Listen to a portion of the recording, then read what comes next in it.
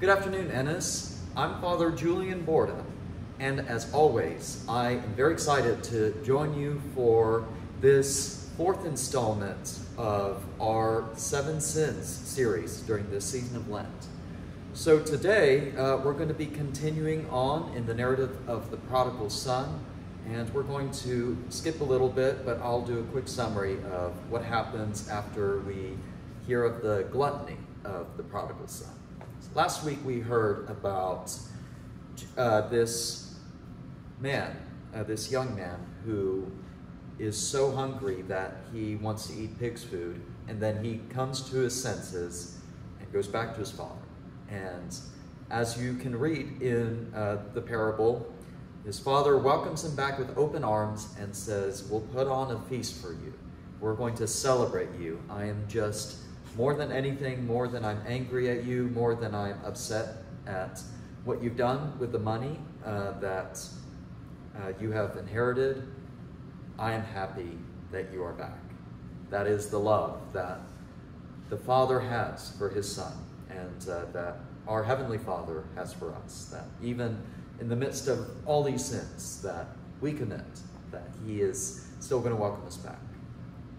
But, and we'll see more of this later on, we see the prodigal son's older brother as well.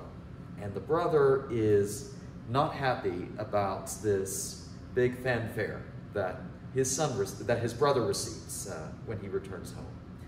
And so he points out something that I believe is very important. It's a detail that's often overlooked in the story, but it's important for us to consider today.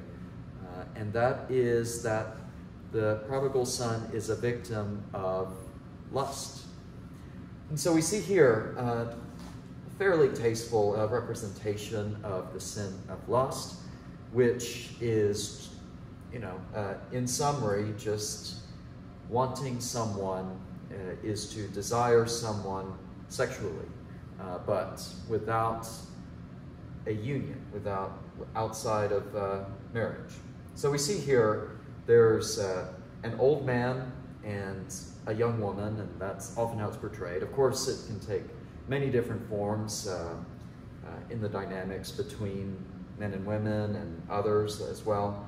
And so, but here we're seeing a traditional depiction, an old man after a young woman, and the young woman is not interested in this case, but for him, that's beside the point, because it's just about his desires and what he is trying to fulfill in himself. But first, let's take a look at the passage. So this is Luke chapter 15, verse 30. And this is the older brother of the prodigal son talking to the father. He says, "When this son of yours came back, who has devoured your assets with prostitutes, you killed the fatted calf for him."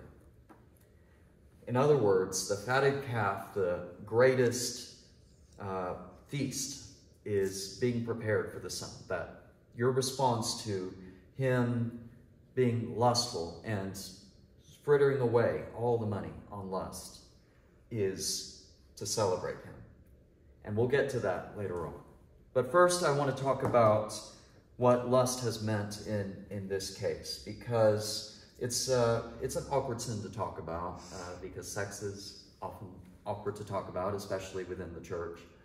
But Paul has a very good understanding. So St. Paul says in one of his letters that what happens is that sex is never just sex. It's never just something that two people do and then go their separate ways.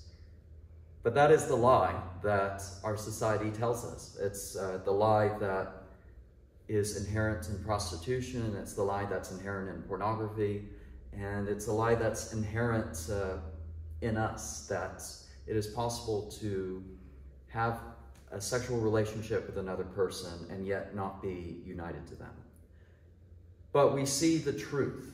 And in this passage, we're seeing that this way of seeing the world and this way of understanding sexual relationship comes at a heavy cost. And so here we see he has devoured his father's assets with prostitutes. So he has given in to his lust, and he has been pursuing his desires with that in mind.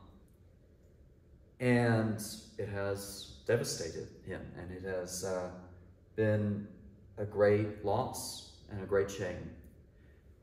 And so, in this case, the answer would be, first of all, the first step to an answer is an understanding that sex is not just sex. Sex is a union. It is a uniting of two people, not only in their bodies, but also in their hearts, in their minds, and in their souls.